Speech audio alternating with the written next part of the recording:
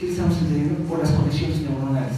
Todavía va a agarrar 3 años buenos de súper aprendizaje y de súper habilidad. ¿Le estamos entendiendo? Está claro para ustedes. ¿Qué pasó con Wolfgang Amadeus Mozart? Ahora, ¿cuál es el motivo por el que el papá lo hizo? No, él no quería convertir a su hijo en genio. Él quería tenerlo cerca y compartir su mundo con él. ¿Sí está claro? Hoy los pedagogos saben que los padres, mientras más cercanos a los hijos, generan mejores patrones de desarrollo y de crecimiento. Estamos claros. Y no necesitan ser los dos, confía en uno. No, si están los dos, mejor. Si estamos claros. Pero si dejamos al niño como que en el abandono, va a tener un trastorno de aprendizaje severo. Entonces no basta con que los padres los manden a la escuela. Eso no sirve. Sirve que cuando vengan a la escuela les pregunten qué aprendieron y si les gusta. Porque entonces el niño cree que lo que está haciendo es relevante para su madre o para su padre, o para su tutor, o para su abuelita, y entonces genera esa transferencia para amar el aprendizaje. ¿Sí estamos captando? Sí estamos entendiendo. Es muy importante el apoyo que nos damos en esa dirección. No, pero recuerdo que no crean que se quedó con esto así, ¿no? Claro, esas son algunas bases de las cosas que vienen en sus libros, pero eso es solo el comienzo de algo que Polgar había descubierto. ¿Cómo se construye la genialidad? La hija mayor de Laszlo se llamaba Susan, y lo primero que hizo Polgar fue empezarle a mostrar el mundo real para ver qué le gustaba. Dice, empecé por las matemáticas porque me gustaría que tuviéramos una gran matemática en la familia, pero cada vez que le mostraba algo de matemáticas, mi hija hacía una sensación de aburrimiento y o se dormía o se ponía a hacer otra cosa, o sea que las matemáticas no fueran. Hice lo mismo con casi todo lo que había. La llevé al bosque a ver si le interesaba los árboles, pero me aburría. La llevé en una ocasión y empieza a ir a platicar todo lo que hizo. Y a la niña no le llamó la atención nada. Mi teoría estaba a punto de zozobrar porque a mi hija, la verdad, nada le tenía un significado especial. Y una tarde, estando en el departamento, la niña abrió un armario, sacó de un cajón un juego viejo de ajedrez. Le preguntó a su madre qué era eso. Y la madre le dijo, mira, es un juego de ajedrez, pero no sé jugarlo porque es un juego de hombres. Pregúntale a tu papá. Yo creo que ahí hay un proceso que no hemos entendido en ese momento. Pero el caso es que la niña ya tenía el tablero en la mano y tenía las figuritas. Yo creo que le gustaban los caballitos y las torcitas. Y entonces el papá le dijo, te voy a enseñar. Y dije, le enseñé. Y todos los días cuando llegaba a trabajar la niña quería jugar conmigo. Al principio mucha gracia, pero después me di cuenta que había encontrado lo que deseaba. Algo que realmente a mi hija le encantaba. Y le empecé a enseñar con mi método y bajo mi modelo científico. ¿Qué pasó con Susan? Hoy es una celebridad mundial, todo el mundo la conoce, supongo que ustedes también. Tiene una casa en Miami de $50 millones, hizo una fortuna de $1.000 millones. ¿Qué hizo para lograr eso? Bueno, pues el trabajo de su papá. El doctor Polgar le empezó a acercar todos los conocimientos posibles que hubiera sobre ajedrez. La niña para jugar. Y a los 20 años empezó a derrotar a los campeones de Budapest. Nadie decía, las niñas no juegan ajedrez, es un juego de niños. Hasta le querían avergonzar, dice el papá, porque cuando le llevaban los torneos decía, bueno, es la única niña que hay aquí porque eso es de niños. Sin embargo, ya no pasó más que la niña seguía en su proceso de mente genial. A los 12 años ganó el campeonato mundial en Rusia, a los 14 el de Europa, y a los 15 el de Nueva York. A los 17 derrotó a Bobby Fischer, el campeón mundial. Y a partir de ahí empezó a ganar bolsas hasta de $1 millón cada mes. Era como Wolfgang, pero no con la música, sino con el ajedrez. Pero el doctor Polgar sigue. Como me habrían dicho mis colegas que eso no demostraba nada, seguí trabajando con mis otras dos hijas. Y sucedió lo mismo. Se convirtieron en campeonas mundiales con el mismo método. Por fin el mundo creía en el doctor Polgar. Por fin el mundo estaba de acuerdo con que era su teoría demostrable. Pero eso no sucedió realmente hasta que la Universidad de Columbia en Nueva York le pidió que él y su hija se sometieran a exámenes neurológicos. ¿El cerebro de Susan era normal? ¿O qué había pasado en su cerebro que le puede pasar a cualquier gente? Bueno, entonces Susan fue a la Universidad de Columbia y empezó a trabajar con los doctores en neurología y neurociencia, y entonces descubrieron algo increíble. Se van a tocar todos aquí y van a decir que aquí, en la región fusiforme de mi cerebro, por casualidad, se descubrió el cerebro de la genialidad. Les voy a explicar lo que pasó. Obviamente va a haber una película esto, para que lo puedan entender realmente a profundidad. Pero eso le va a pasar a cualquiera de ustedes, no nada más a Susan Polgar. Bueno, de hecho me pasó a mí, obviamente. Y me pasó, pues porque afortunadamente había un doctor, un gran psiquiatra, como el doctor Zuckerman, que me rehabilitó, porque pues yo era el más burro de la escuela y reprobé el segundo de secundaria, ya se los platiqué. El doctor Zuckerman ya conocía los trabajos del doctor Polgar y entonces trabajó conmigo. Y obviamente pues pasó lo que pasó después. Pero les voy a explicar un poquito lo que van a ver en la película y lo que pasa en esta región.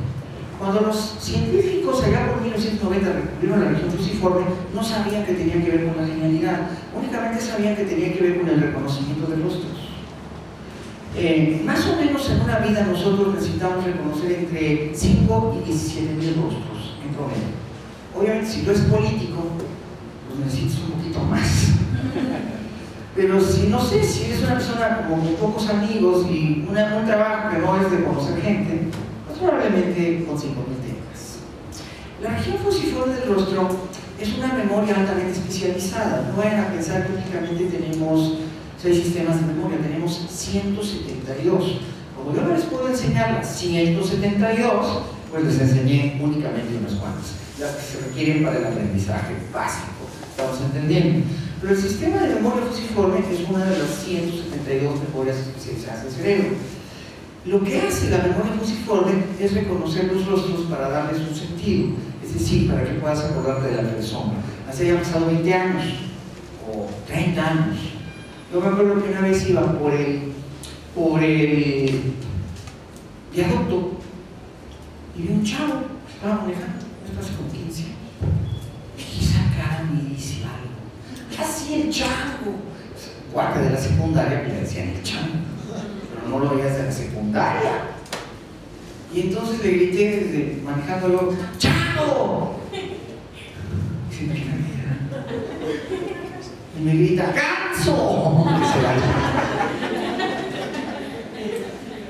Sí, había pasado ese proceso fusiforme, ¿no? Y obviamente te sales, porque no salimos, vamos a tomar café en la orilla del viaducto. Fue un caso, una cosa impresionante. Esa capacidad tenemos todos. Después de 20 años vamos a reconocer algo que no hemos visto usando el mismo papel y lo vamos reconociendo. Esa capacidad es el trabajo que se forma en el cerebro.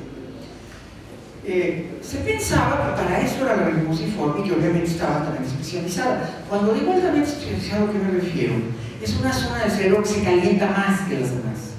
Es una zona de alta especialización que trabaja mucho más rápido que las demás. Mientras más velocidad tiene un cerebro, más se calienta. Vamos a decir, una vez les dije que las carreras Fórmula 1 más obligan al cerebro a calentarse hasta 4 grados. Y a la persona se le puede fundir el cerebro de plano, porque es altamente, tienen que estar atentos a todo. Un pequeño después en el volante, pues te estrella, ¿no? Entonces tienen que tener sus 5 sentidos en total habilidad y tienen que tener un esfuerzo enorme y obviamente pues es algo que tiene una química especial en el cerebro. Cuando lean el libro de química del pensamiento, ahí se explica un poquito esto de la temperatura del cerebro. Entonces, con el ajedrez también, produce sobrecalentamiento, porque ya con un jugador sumamente abusado, o sea, un experto, tienes que poner toda tu capacidad para poder competir con el experto, y eso implica un sobreesfuerzo del cerebro. Sabemos que cada vez que el cerebro se sobreesfuerza, esto tiene que ver con el área fusiforme. Entonces, cuando el cerebro de Susan Forman fue llevado a los estudios en la Universidad de Columbia, Nueva York, los investigadores descubrieron el secreto de Mozart, de Leonardo, de Miguel Ángel y de Susan, porque es el mismo. Cuando empezaron a trabajar con Susan, como lo van a ver en la película, descubrieron que la región fusiforme de Susan no guardaba nada más caras, sino que el 90% de lo que guardaba eran jugadas de ajedrez. ¿Sí estamos entendiendo? No tiene nada de raro, porque lo que guardan los pilotos Fórmula 1 en sus regiones fusiformes son las carreras. Se llama memoria fotográfica de acción, pero ellos se pueden acordar de una carrera como si lo estuvieran viendo en video. ¿Sí estamos entendiendo? Igual los jugadores de ajedrez, igual seguramente le hacía Miguel Ángel.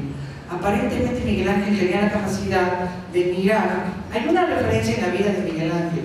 Miguel Ángel muere de 74 años y cuando ya se está muriendo, cuando ya se siente muy viejito, se pone a escribir su biografía. Como era tan perfeccionista, no estaba satisfecho con lo que escribió. Entonces le pidió al ayuntamiento de Florencia que le mandaran al mejor escribano, que no importaba lo que costara, que él lo iba a pagar, porque quería dejar una historia real de su vida escrita con la mejor habilidad de un biógrafo. Entonces le mandaron a un gordito muy simpático, se llamaba Sebastián, que no se entendió para nada con Miguel Ángel, porque quizá no sepan ustedes este dato, pero Miguel Ángel fue el artista que más dinero acumuló en su vida. Uno se lo imagina pobrecito, pobre, ¿no? Los artistas tan amolados. Era tan rico que inclusive el palacio, uno de los palacios Sforza, lo había comprado con su dinero y se lo alquilaba al duque de Sforza. Le pagaba renta a Miguel Ángel. Tenía tanto dinero cuando se murió, que eran como 52 propiedades, y hoy equivaldría algo así como 7 millones de dólares. Era una locura, ¿no? Tenía el dinero Miguel Ángel. Pero vivía en una casita que era la más pobre que había en Florencia. Y una de las cosas, en las cartas que manda el ayuntamiento quejándose del pobre de Sebastián, era que comía todo el día y estaba gordo porque comía todo el día y gastaba mucho dinero en comida. Que entonces le iba a pagar menos y le comía mucho. Era codo, espantosamente codo. Y dejó una herencia increíble, se la gastó un sobrino, Tomitita, como en 3 años. Así pasa, ¿no? Entonces es muy interesante porque en esa biografía de que escribe Sebastián para Miguel Ángel, él platica muchos detalles de su vida. Entonces hay uno que coincide con la teoría fusiforme. Dice, me llegué a dar cuenta que cuando veía a mis modelos y los recordaba, era lo mismo. Entonces fíjense que Miguel Ángel, cuando contrataba un modelo, a lo mejor por codo, ¿no? Desarrolló eso, le pagaba un día y con eso. Después cerraba los ojos y lo veía como si no tuviera tiempo. Es parte de los fenómenos de la región fusiforme, si estamos claros. Como son mentes fotográficas, pues entonces con los ojos lo estoy viendo, si estamos entendiendo. A Leonardo le pasaba algo parecido según sus propios relatos. Bueno, pero son teorías. Aquí ya es una cosa real, porque con Susan Forman esto está demostrado por la ciencia. Y ahora tenemos 10.000 casos. Interesante, el caso de Susan este fue el primero, ¿no? Y entonces no nos cabe duda que nuestra región fusiforme tiene ese poder también para ti, si estamos entendiendo. No nada más para ellos, sino que esa es la clave para que tú también te conviertas en genio, si lo estamos captando. Entonces, viene la gran pregunta. Yo una vez me acuerdo cuando estaba en el examen de egiptología,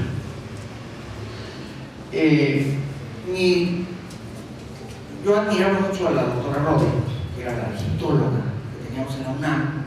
Ella estudió en Chicago, la universidad de egiptología más importante de Estados Unidos. Y entonces yo quería ser su asistente de cátedra. Y entonces un día, en el examen, yo dije de broma, dijo, quiero que me hablen, que me expliquen a los faranes de la son 30 años, decía, tomen la que quieran, pero los explican todos, dan sus nombres y sus detalles. Dije, doctora, ¿le puedo platicar la vida de todos los 375 faraones? Y se rió. Sí, cómo no. Si usted me da tiempo, yo se los explico todos. Y me dijo, bueno, espero hasta que termine. Eran las 11 de la noche, llevaba yo a la mitad de los varones, teníamos 8 horas de examen. Vio mis 120 hojas y dijo, esto no existe. Esto no es posible. Ahora sí que era mi ejecución.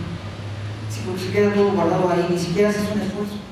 Simplemente sale. Estamos entendiendo. O sea, suele una explicación científica. Estamos claros. Eso es lo que yo quiero que ustedes logren. Eso se llama mente fotográfica.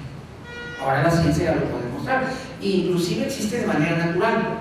Hay personas que vienen así genéticamente. Así son. Pero todas las personas lo podemos lograr a través del entendimiento de lo que es la región fusiforme y estas habilidades de gen. Sí lo estamos tratando. Yo sé que como iban a decir imposible, pues me tengo que venir siempre armado con películas para que me crean. Pero lo importante de esto es que se den cuenta de que esto es real. Estamos claros. Por ejemplo, yo cuando leo libros, hago citas de libros en la radio, cierro los ojos y no los abro en todo el programa, para nada, porque me baja la concentración, cierro los ojos. Y estoy leyendo los libros, pero no estoy abriendo las páginas. Estamos entendiendo. Hasta llevan los dueños del centro a la gente ahí como si fuera yo una especie de changuito. Ahí que vean que estoy con los ojos cerrados, estoy haciendo un programa y nunca abro los ojos hasta que se termine. Lo que igual es de historia, que jamás digo nada, siempre estoy con los ojos cerrados hablando. Miren el fenómeno. No, es una habilidad que el cerebro tiene que se puede conducir. Y eso es lo que me llama la atención para ustedes. Estamos entendiendo. Es la primera vez en que tenemos una fórmula para ser un genio y todos tenemos esa capacidad. Yo hice un experimento aquí en UNAM con 15 chavos y 12 no lograron, vosotros porque no iban. Si estamos entendiendo, en la Facultad de Psicología esto ya se hizo aquí en México. Entonces es muy importante que tengan claro qué hace la diferencia entre un ser superdotado y otro común. ¿Qué? Tu necesidad de saber. Yo tenía la necesidad desesperada de quedarme con la cátedra de egiptología y quería impresionar a la doctora Rollins. ¿Sí estamos entendiendo? Yo no sabía que estaba pasando esto, obviamente después. Eso pasó hace 20 y tantos años, todavía el otro Polgar ni siquiera era famoso. ¿Sí estamos entendiendo? Pero todo esto tiene que ver con tu necesidad de crecer. Pero si tú tienes el deseo de crecer, y la necesidad de crecer no tiene límites. ¿Estamos claros? Tus poderes mentales no tienen límites. Eso quiero que lo tengas claro. Vamos a decir, soy un genio. Soy un genio. Soy un genio. Soy un genio. Y no me queda duda de cómo me convierto en genio. Y no me queda duda de cómo me convierto en genio. Depende de desearlo. Y de necesitarlo. Para lograr. ¿Sí está claro? Si lo empezamos a entender. ¿No? Adelante. Es que alguna vez leyendo en un libro en esta parte de lo que es la programación neurolingüística, igual estoy equivocada, pero decía que una de las palabras que al cerebro le cuesta más trabajo reconocer es la palabra no. Entonces, Sí. que siempre tendría que ser como en esta parte de una afirmación. Te lo voy a explicar así. No es tan literal, pero es absolutamente correcto. Bueno, y los que quieran, mi curso de programación lingüística va a comenzar. El día 31 de mayo los invito a todos. Son 6 sesiones que cambian tu vida para siempre. Te voy a explicar cómo crear el no. El no abre el inconsciente. Pero no es nada más decir no, es algo mucho más complejo que eso. Mira, voy a explicarte así. Mi padre era un español comerciante dedicado a todo lo que era material. Es decir, mi padre llegó de España muy pobre porque era republicano, estuvo en un campo de concentración 8 años y comía nada más frijoles blancos, o sea, un día diario. Cuando llega a México llega como con una hambre terrible de tener un patrimonio, y entonces yo era su primogénito. Y entonces, cuando yo le dije quiero estudiar historia, casi se muere. Es decir, era como una especie de insulto, como una ofensa. Entonces su negación fue terrible. Su negación fue, estoy en total desacuerdo, en total desaprobación, y nunca me vuelves a hablar de eso, para mí estás muerto. O sea, no me lo dijo así, pero era. Yo me fijaba que ni siquiera volteaba. Iba a ir a la escuela, y decía, va a perder el tiempo con esas estupideces, con esa carrera estúpida. Entonces mi deseo de crecer tenía mucho que ver con el reconocimiento de mi papá. Ahí es donde opera el sentido del no. Pero no es nada más la palabra no, es la negación total de mí como, o sea, este pobre Samuel, así lo va a tener que mantener. Yo tenía 20 años, gané el primer millón de pesos, porque me contrató la presidencia para hacer 17 documentales para estar embajadas de México en el mundo. O sea, yo me convertí en genio realmente. Los últimos me lo llamaron, la medalla, y me pagó 1 millón de pesos por haber hecho, porque a esa edad yo ya tenía 2 carreras. Es ese efecto champán, ¿no?, de la negación del padre. O sea, yo hice mi carrera en 2 años, la de historia, la de arqueología también. Y después hice las maestrías y los doctorados. Entonces, era esta necesidad de ser, cuando no te dejan, tienes el pie encima de tu padre, que no te voltea ni te desprecia, porque piensa, bueno, pues él ni siquiera pudo terminar la primaria, yo no entiendo, la guerra no lo permitió. Mi abuelo era muy culto, pero él no pudo hacer ni la primaria porque la guerra fue terrible, y acabó justo cuando estaba en la primaria. Y entonces perdió a su papá, lo mataron a mi abuelo y fue a dar un campo de concentración a Francia, de refugiados, porque mi abuelo lo mandó para que no lo mataran. Entonces es un proceso ahí ya muy personalizado. Pero es muy parecido a lo que le pasó a Lázaro, si se fijan. A Lázaro lo ningunean y lo niegan, y entonces él en su hija canaliza todo su anhelo de triunfo. O sea, es el no a su modelo que convierte a su hija en un genio. Hoy es conocida en todo el mundo de la neurociencia. Hasta se conoce el efecto Polgar. Y tiene que ver con procesos psicológicos. A veces no necesitas demostrar nada, no creces. El caso de cada genio tiene estos elementos. Es muy interesante, vida por vida. Y un poquito entender que la genialidad es una necesidad de ser. Si todo está satisfecho, pues ¿para qué te esfuerzas? Sí, más o menos es lo que queda más o menos claro. Miren, yo una vez le pedí a Josefina fue mi alumna, la candidata, la secretaria. Pero entonces dije, dame la oportunidad por lo menos con 100,000 jóvenes de llevar este modelo. Me dijo, 1 millón, órale. Entonces me apoyó. Este modelo, yo estuve con todos los estados, es más, todo el mundo, en todos los países, aquí, llevando todo esto. Porque es una ciencia muy negada, estamos claros. Yo por eso les quiero compartir profesor. Me he ganado con películas, no es que dude que me crean, pero es que si no, les presento las evidencias, ni siquiera yo quedo contento, ¿sí me explico? Si estamos claros. Es un poquito decirles, el tamaño del ser humano es infinito, tú lo haces chaparro porque tú quieres, porque como que no te interesa crecer. Y suena muy duro, pero es muy real. Estamos entendiendo. Pero si tú tienes una ambición, te fijas una meta, no tienes límites. Tú te haces dueño del planeta. ¿Qué quieres? ¿Dinero? Tienes dinero. ¿Qué quieres? Fama? Tienes fama. ¿Qué quieres? Lo que quieras, bien. Bueno, pues acaso a Josefina, ¿no? ¿Saben lo que bien? Yo la agarré a ella de 16 años como alumno. No parte de Josefina es mi creación, por supuesto. Y mía y de todos mis compañeros, porque éramos 8 loquitos. Yo era parte del equipo. La mera era la doctora Mónica Cazón, que era la jefa de nosotros y quien nos enseñó a todos. Si estamos claros. Entonces, estas herramientas son infinitas. Quiero que lo consideren. Como que ustedes vinieron a este curso, pero cambió su vida, cambió su manera de pensar para toda la vida. Ustedes tienen que tener eso claro. Su manera de pensar para toda la vida.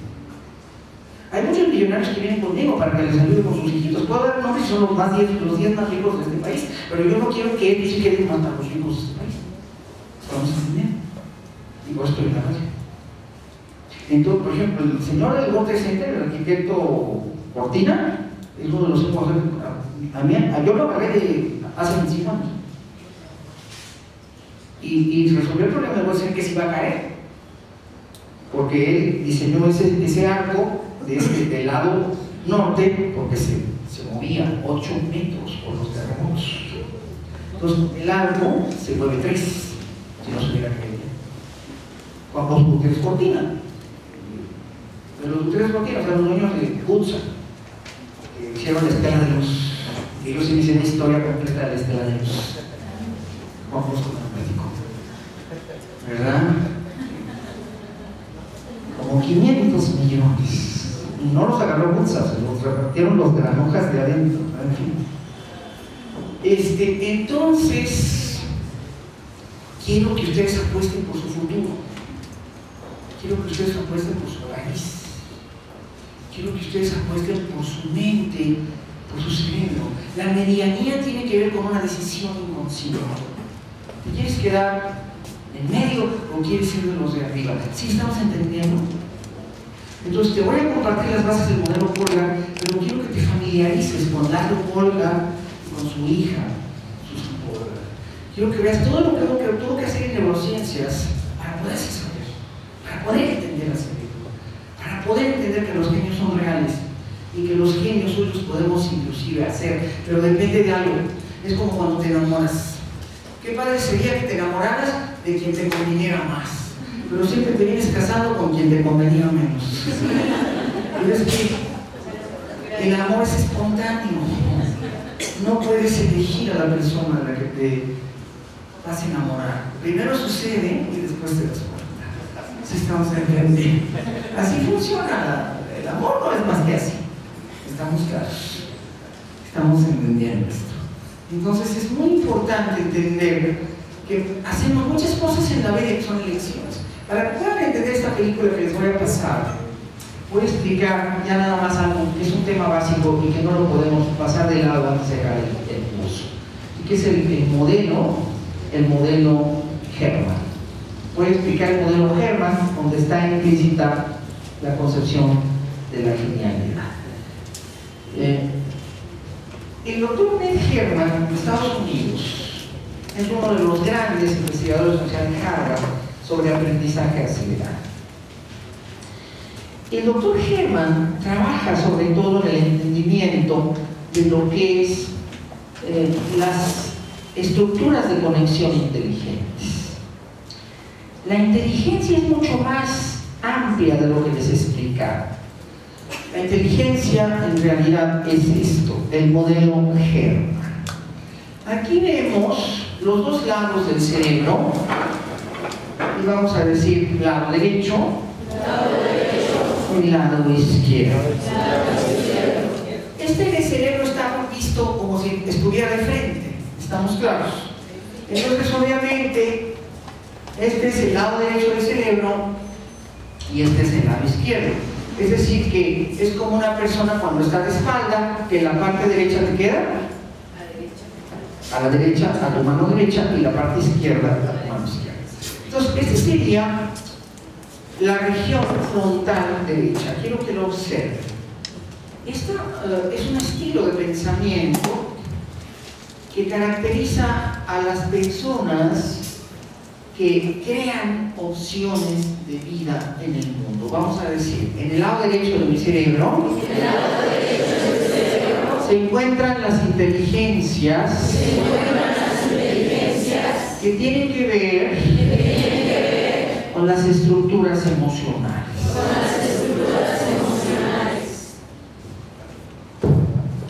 Pongo yo aquí este otro acetato para que más o menos comprendan cómo quedan las estructuras cerebrales.